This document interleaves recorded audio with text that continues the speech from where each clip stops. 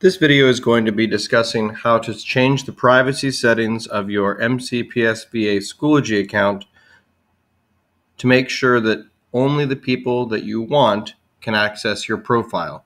Then I'm going to show you how to set up your profile.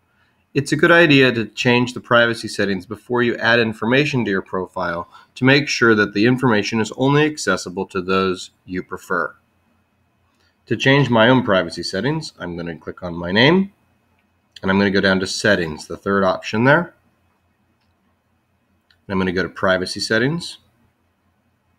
You'll notice that everyone, meaning public access, and Schoology users, meaning all Schoology users, is automatically locked for all of our privacy settings. This is because we are using an enterprise account with MCPSVA as our account name. And the administrator for our enterprise account has chosen to make sure that globally these accounts are locked. You can choose, however, whether or not you want things to be available to the organization, meaning the school division, your independent school, your connections, which means the people that you have chosen to become connected to, similar to friends on other social media platforms, or if you choose to make something available to no one. So for example, my email address, I've set that to no one. So no one can access my email address using my Schoology profile. Your profile in general, though, can be set in this manner. I'm looking here and I see user privacy settings, profile. I have profile set up to organization, so anyone within the organization can have access to my profile. However, while I'm editing it, I'm going to choose to make it accessible to no one.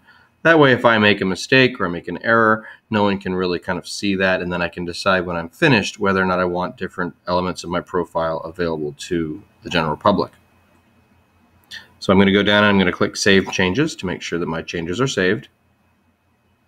And then I'm going to go back up to my name and I'm going to click on Your Profile, and this will allow me to edit my profile. I've already got this filled out, so it'll be a little strange here, but you'll kind of get the idea. I'm going to click on Edit in the upper right-hand corner, and that will give me a chance to edit my profile. I can put down subjects taught. This can be something that you identify your current caseload, your current courses, or you can choose to identify all the subjects that you've ever taught. It's really up to you. But the purpose here is to show which subjects or core content areas or any content area that you're aligned with. Levels taught, this can be specifically related to your work again. So if you're a high school teacher or if you're an elementary school teacher, you can list that there. Or you can use this again to highlight your resume and talk about the different levels that you have taught. Position, this usually refers to your current position. And bio, I use this to kind of highlight some of the relevant certifications that I've earned and maybe some other things. This is really up to your school division and up to your independent school regarding how we want to do this. There will most likely be some uniform way to identify yourself. I'm not sure what that will be depending on your school or your administrator, but there will be something there.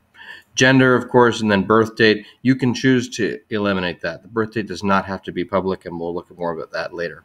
So once you've filled this out, you can go to Interests and Activities. I've left it blank.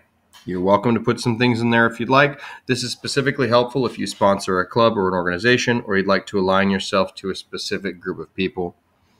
And then contact information. This is going to be required of us. We need to put our email address in.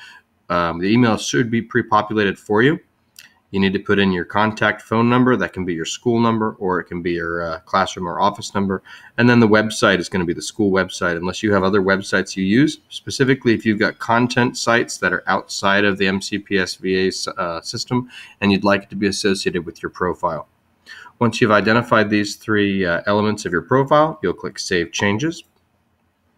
Although I haven't really made any changes, we're going to pretend that I did. And I'm going to go up now that I've completed my profile, and I'm going to go back to settings, and I'm going to change the privacy settings to make sure that the right people can access my different elements of my profile. Now you'll notice, of course, it starts with profile, and I can do that generally, or I can actually go through and I can do this specifically. So what I'm going to say for the purpose of this training exercise is I'm going to go ahead and say my profile is available to the organization.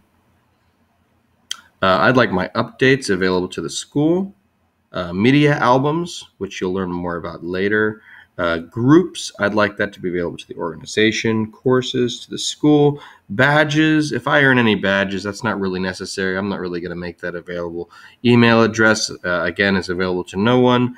Although if anyone needs to access our email, they can use the Outlook account, so that'll be fine. Portfolios, let's see, I think I want my portfolios available to the connections, because if I've got some work that I'm doing, I might want to share that with people that are my connected colleagues. And then when I'm finished, I'm going to click Save Changes. And now I've created my profile, and I've also customized the access through which people will be able to view my profile.